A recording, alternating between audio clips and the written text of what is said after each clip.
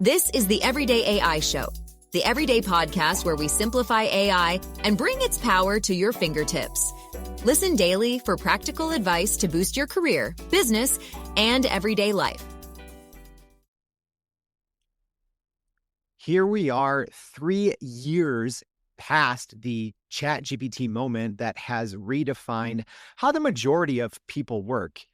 Yet it's still kind of AI chaos. And that's coming from the guy that talks about AI every single day. That's because the models are always changing. The players are always changing. The capabilities are always changing. And it's almost created just this AI sprawl because, yeah, some companies have approved AI tools, others don't. And sometimes you have entire departments using unsanctioned AI, kind of this shadow AI that's casting a huge shadow over, are you even getting a return? It is extremely difficult for decision makers in organizations to not just know, hey, what's the right platform to use to maybe take advantage of the best models, regardless of the provider, but also how to do it in a secure way that can manage the chaos and actually lead to a positive ROI. So that's exactly what we're going to be tackling on today's episode of Everyday AI. What's going on, y'all? Welcome. If you're new here, my name's Jordan Wilson. I'm the host. We do this every single day, at least Mondays through Friday, bringing you an unedited, unscripted live stream podcast and free daily newsletter, helping everyday business leaders like you and me make sense of the AI chaos and leverage the best there is to offer to grow our companies and our careers.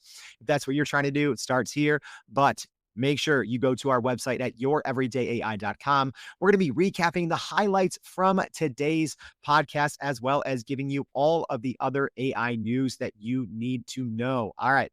Enough of me. Let's talk to someone that's actually a global leader in this. And I'm excited for today's conversation. I talk about this concept all the time, but we have yet to have a dedicated episode just tackling how to manage AI sprawl and actually show ROI. So I'm excited for today's guest. Live stream audience, please help me welcome to the show, Kevin Kiley, the CEO of Airia. Kevin, thank you so much for joining the Everyday AI Show. Hey, Jordan, really excited to be here. All right, let's get into it. Well, actually, first, for those that don't know, and you probably should know because Airia has been on the airways for the last week or two here on Everyday AI, but explain a little bit about what Airia is and what you all do, Kevin. Airia is an AI orchestration and security platform. We're a global company, about 400 customers now around the world and growing very quickly, all around this idea of how do we help enable organizations to move faster, more securely with AI. So AI sprawl, it seems like, has kind of gotten out of control, right?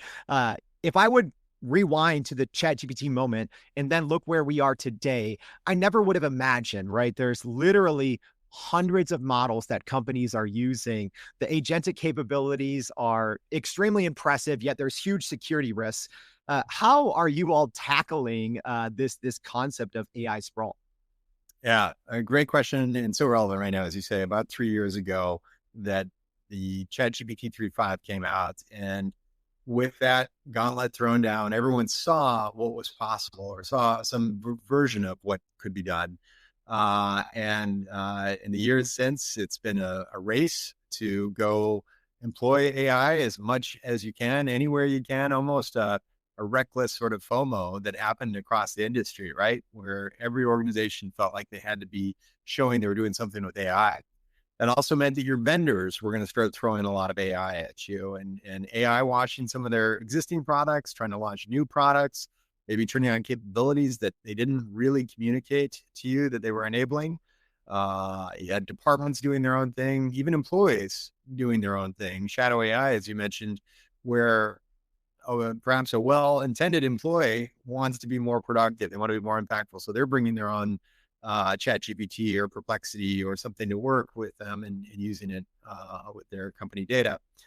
Well, all of that sprawl has created the spaghetti mess that we're in now, where you've got all these different tools, each with their own management needs that may or may not be met. Yeah, and that's huge security risks. You've got agents that are being created by employees, often being given the employees individual permissions, which are very broad versus maybe the agent was supposed to go do this one thing, but instead now it's been given all these capabilities to do a lot of other things that could create risk. And then there's the financial aspect of it that you sort of touched on as well, where all these different purchases have been made without one sort of unifying direction, a lot of overlap, redundancy, and capability and need. And it means that the companies are being drowned in different invoices from different vendors without really any clarity as to whether those projects are performing for them and they're really getting return on it. So that is the mess that we've set out to try to address, to bring some clarity by providing kind of a central control plane, if you will, across the organization. Help them understand what AI has been employed, who's using it, how they're using it, create some record or observability of it all. And then once we know where it is, to apply some controls, some guardrails, and then ultimately help them build more efficiently. So you can build within our product using any model. We've got thousands of options. Integrate any of your tools or applications all within one. But if you've already got an existing vendor you're building on, great. Let us just help apply the controls, the guardrails, the visibility, and give you that overarching management across all the AI in your organization.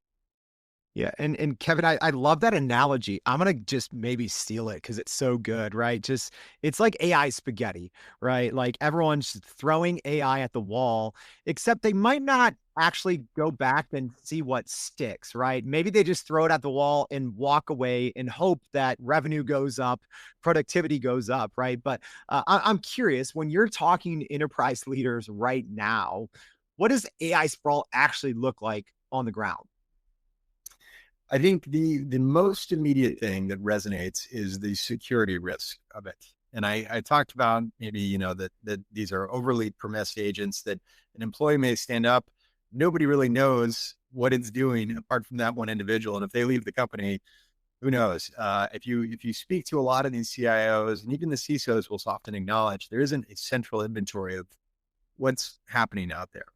That's the immediate concern. And that's only going to become more pronounced as we see more and more of these attacks happen. This past 90 days, we've seen a number of these in the press where, whether it was prompt injections or indirect prompt injection attacks, there's a couple of big ones that were announced just in the last 2 weeks. And I think you'll see a lot more of these scary stories starting to show up where companies are finding that they're very vulnerable because AI has been thrown out. So sort of rushed without a lot of control or visibility.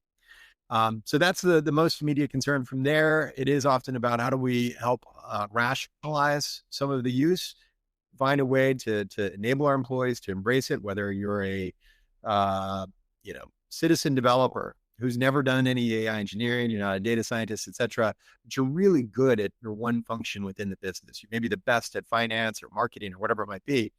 Let's give you capabilities to build your own AI using your knowledge, and we'll take care of the plumbing bits around it that help make it more productive.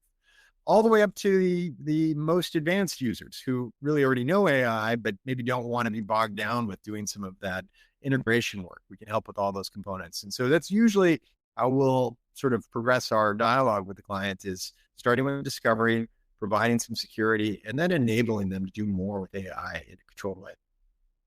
Yeah, it seems like, yeah, we're kind of referencing the, original ChatGPT moment. It seemed like, back then the model was maybe the most important thing, but fast forward to today, it's probably not. It's the scaffolding, it's the plumbing, like you talked about, that's extremely important. And another thing that's extremely important is to just call a spade here, because I talk to people all the time. I'm sure you hear it. Leaders worried, and rightfully so, about employees using unauthorized AI tools, right? Regardless of what report you look at, the stats are all over the place, sometimes up into the 90% of people using unauthorized AI tools at work. And the worst part is sometimes they're using the free version, which doesn't protect data, and employees aren't always sure of that. So, what are you seeing in terms of shadow AI behavior that maybe worries you the most? Um, it is often that well-intended employee that I mentioned who they're really trying to move up. They've got a mandate to go build their piece of the business and drive some new product launch or whatever it might be. And they are not trying to do anything that would undermine security, but they're, of course, giving the agent permissions, or maybe it's uploading sensitive data that in their context doesn't look that dangerous. But if a bad actor were to get to it, or your competition were to get to it, or someone else that could take advantage, that's where the risks really start to get introduced. And of course, at the same time, we've got this Cambrian explosion of models. You mentioned already, there's so much innovation happening out there, and so much of it is very positive.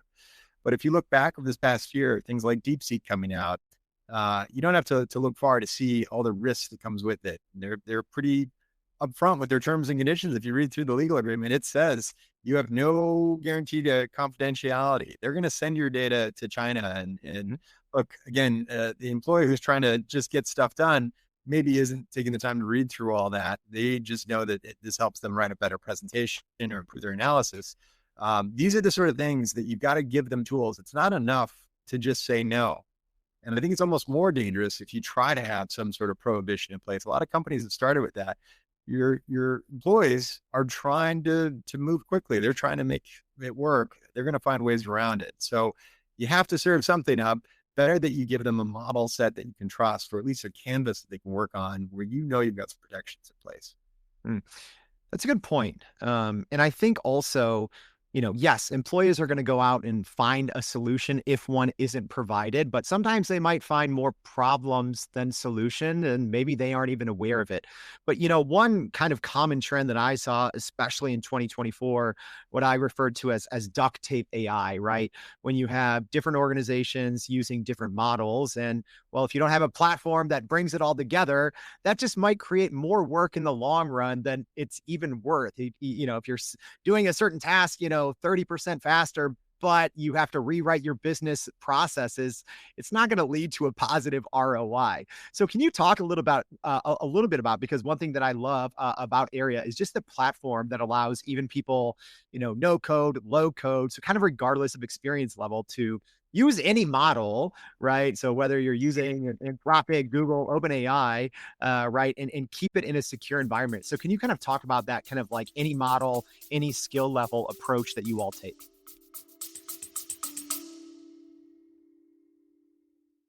Are you still running in circles trying to figure out how to actually grow your business with AI?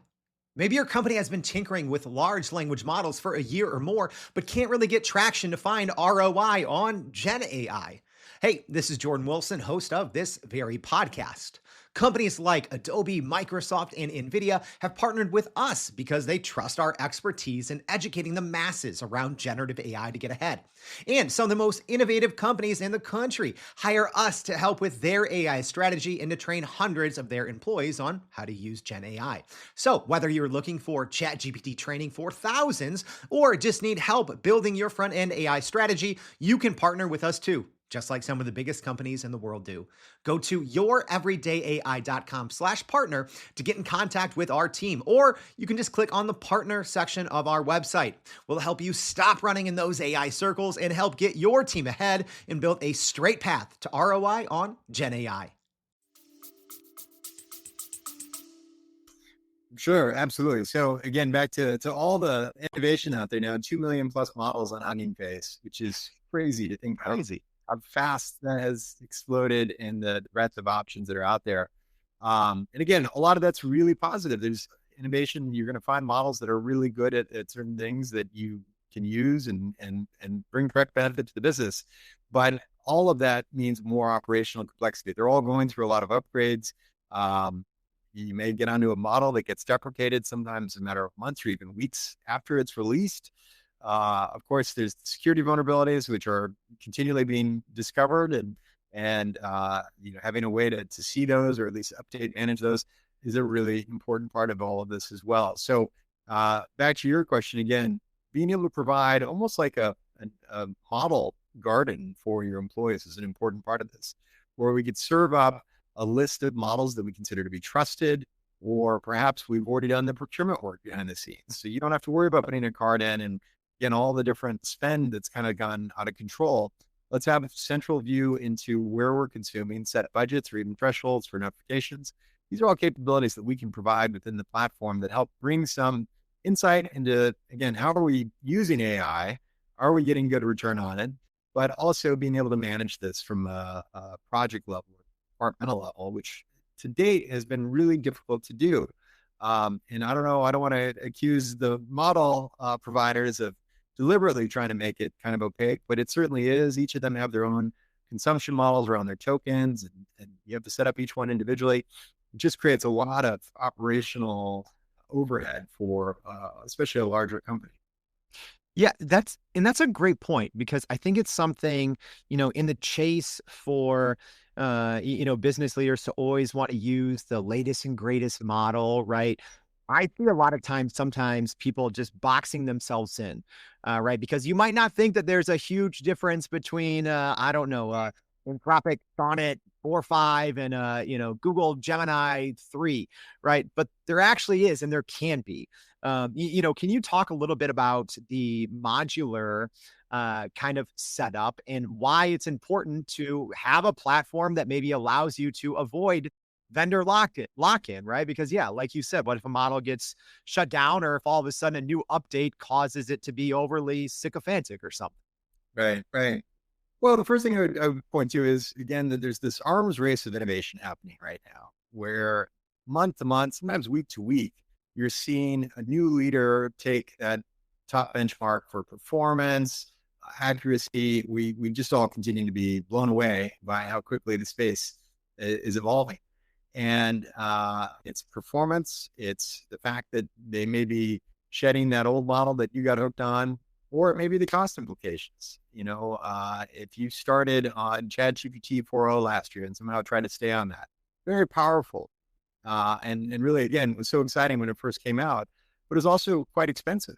And we've seen that every subsequent release, the cost has fallen significantly. Even going from 4 to 4.1, I think was something like an 800% difference. Massive amount of change there between how your token costs were being incurred.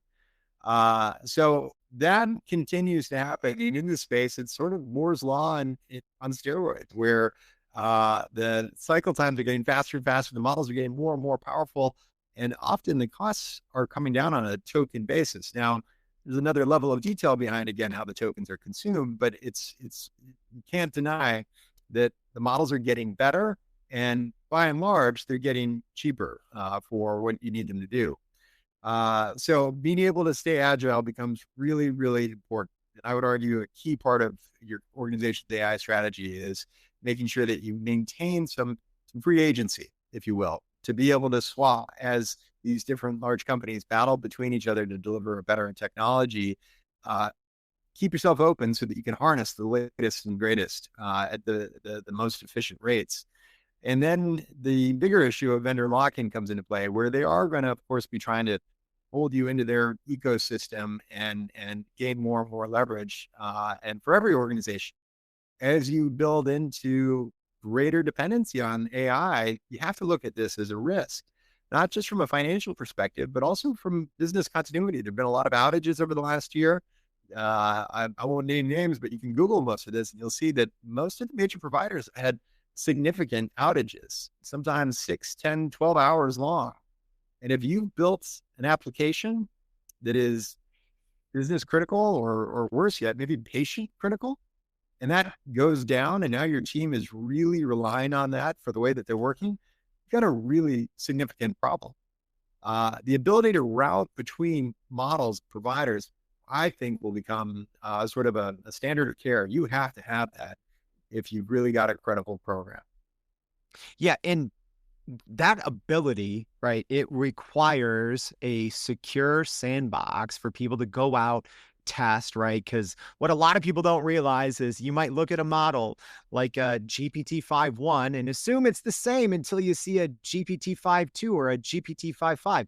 but that's not the case. There's always kind of updates going on under the hood. So can you talk a little bit about the importance of having that secure environment where you can not only constantly test or prepare, in the case that you just brought up, prepare if, hey, a model does go down for 6 hours, 10 hours, 12 hours, have you securely tested the next model up, so to speak? Can you talk a little bit about the importance of that and how you all provide that option?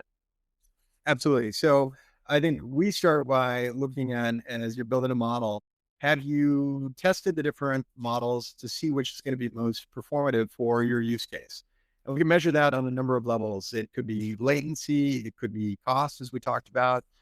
So running the same task or prompt across 4 or 5 models to see how they're all going to compare to each other, and then continue to monitor on that basis. The initial exercise will allow you to benchmark them for what you're trying to do and define what your primary model is, and then maybe a secondary or failover, or even a third failover, so that in the event that something goes wrong, not only can we detect that, let's say, latency is spiking on Mistral's model or Claude or whatever it is we've used for this, and that there's real performance concern, but we know to now route to the next model, which could be from, again, their competition.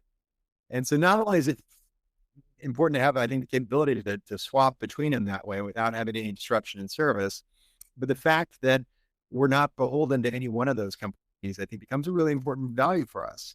That we partner with all of them and a long list of other open source models that our clients can choose from, so that you can trust us to move between them.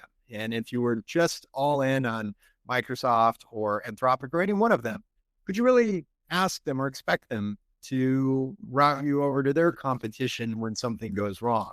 I think that's why you need an independent third-party company to sit as this sort of front end that they manage that. Yeah, I liked what you said earlier, kind of the free agent provider, right? Like that's important. But so I'm curious because you also mentioned, 2 million models on Hugging Face, and I know even, smaller domain specific models are getting more and more common and popular in the enterprise. So, I assume this 2 million model, if we talk next year, it's going to be way more. But that also creates more sprawl. It creates more potential security if you're trying to just do them all individually on your own without using a provider. But maybe if we look at it from a CFO's perspective or a COO's perspective, where does AI sprawl kind of quietly start destroying value before anyone notices? Because I think from people I've heard of, once you notice, it's either not too late, but you've already lost a lot of ground. So where does it start to pop up before anyone really notices? Well, the big problem that has been well documented in a lot of different studies, and most recently there was the MIT Gen AI divide, I think called the State of AI in Business report, that was really kind of an earthquake across the industry. And I suspect a lot of your audience has had a chance to see this, or at least read parts of it, where they saw that 95% of these pilots never get to production. And that's staggering when you think about all the money that's being spent and the good intention behind all the tools that are being purchased and implemented and consultants. It's a lot of waste, unfortunately, that thus far has just not been able to deliver real value to the business. And I think the number that they put in the study was they ranged in from $30 to $40 billion worth of investment across the enterprise right now. So, it really is just wild to think about how much money is being burned on some of this right now.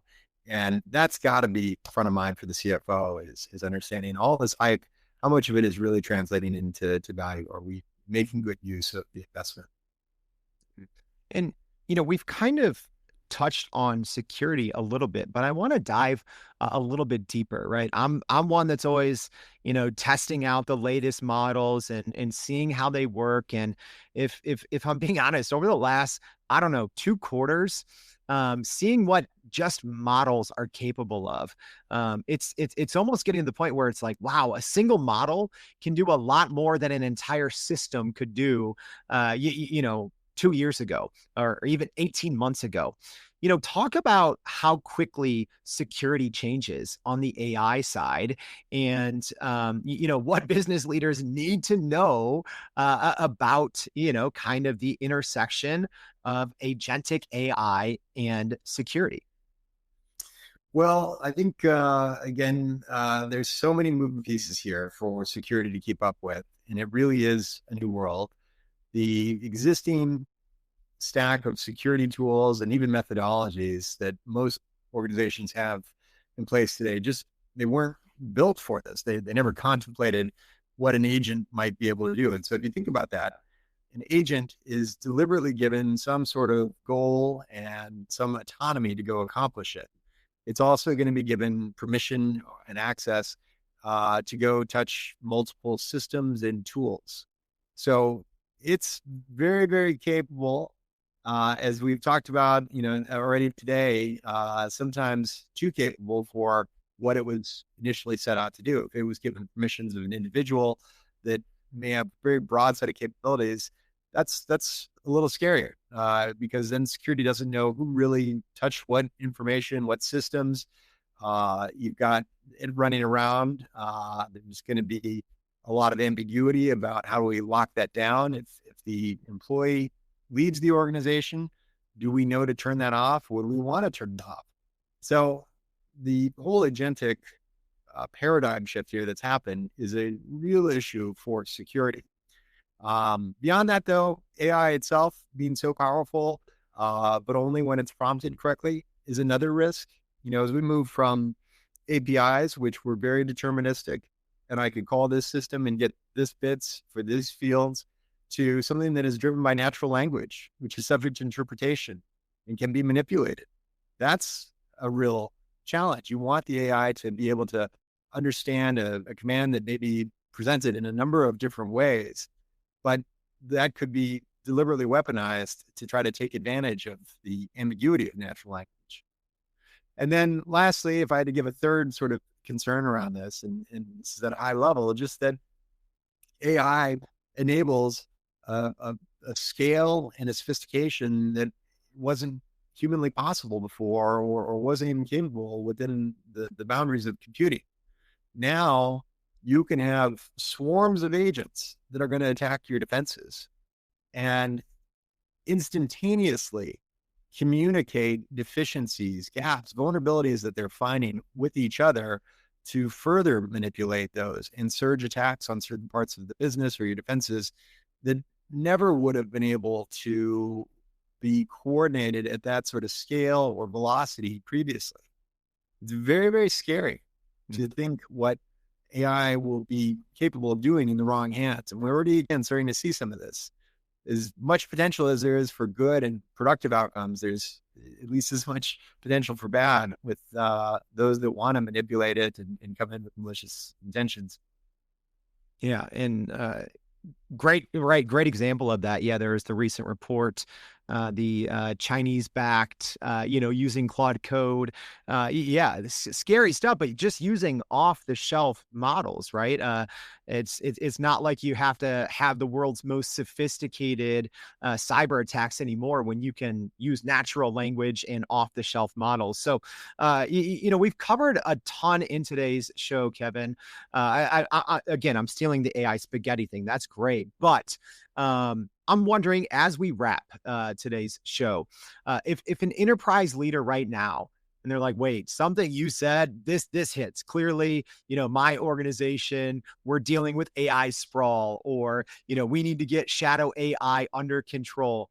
What are the things that you would tell them to do immediately, in the next, couple of weeks, once they realize that sprawl has become a problem within their organization? Well, again, I think awareness is where it starts. So the fact that they recognize some of it is great, but truly investing in the discovery is going to be critical. So whether it's technology like ours or using some other methodology to go really identify where AI is being employed across the organization. And those could be vendors that you know about. You may just not know that they've turned on the AI inside their tool. That's a very common one. Second, there may be other decisions that have been made. Again, in this huge rush to employ AI, that a lot of people started pulling out company cards or even expensing work that they were using on other tools. And this is where you start to get into some of the shadow AI. So identifying where the AI is and then applying some protections around it. Again, you may find a lot of this is probably good work that's being done, and you want to continue to support that. And if anything, maybe fortify it, make it more durable. But I can guarantee it 90% of the situations, you're going to find AI that you weren't aware of, or you certainly didn't intend for, and that there is real risk behind. Such great insights, especially timely, right? As we're looking at end of year and making everyone's plans into 2026. Kevin, I think you just gave us a great roadmap on where we should start to rein AI sprawl in. So thank you so much for taking time out of your day to join the Everyday AI Show. We really appreciate it. Jordan, my pleasure. Really glad to be here today, and thank you for the opportunity to join. All right. We covered a ton of great content there, y'all. If you miss anything, don't worry. We're going to be recapping everything that Kevin just went over in our newsletter. So if you haven't already, please go to youreverydayai.com. Sign up for that free daily newsletter. Thanks for tuning in. We'll see you back tomorrow and every day for more Everyday AI. Thanks, y'all. And that's a wrap for today's edition of Everyday AI. Thanks for joining us. If you enjoyed this episode, please subscribe and leave us a rating. It helps keep us going. For a little more AI magic, visit youreverydayai.com and sign up to our daily newsletter so you don't get left behind.